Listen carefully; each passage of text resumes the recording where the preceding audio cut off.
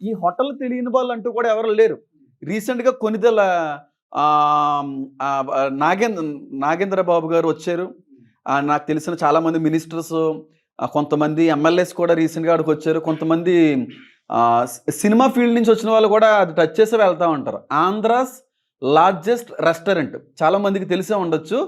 ఇక మంచి హైప్‌లో ఉన్నటువంటి రెస్టారెంట్ ప్రస్తుతం ఆంధ్రాలో మల్లేపల్లి అనేటువంటి ఏరియాకి హైవేలో ఉంటదండి. ఇటు హైదరాబాద్ నుంచి వైజాగ్, వైజాగ్ నుంచి హైదరాబాద్ వచ్చే వాళ్ళకి హైవేలో తగులుతది. చాలా మంచి పేరు సంపాదించుకున్నటువంటి రెస్టారెంట్. ఆ రెస్టారెంట్ డోర్ ఓపెన్ చేసిన వెంటనే కనబడేటువంటి దేవుడు ఎవరో తెలుసా అండి? వెంకటేశ్వర స్వామి విగ్రహం. పెద్ద విగ్రహం. చాలా పెద్దది. ఇంక దాని గురించి రీసెంట్‌గా కొన్ని ఇబ్బందులు కూడా పడ్డారు. నేను రీసెంట్‌గా ఎక్కడి నుంచో వచ్చి వెళ్ళిపోతుంటే, ఆ రెస్టారెంట్ గురించి నేను కూడా విన్నాను. చాలా బావుందంటున్నారని చెప్పి వెళ్ళాం.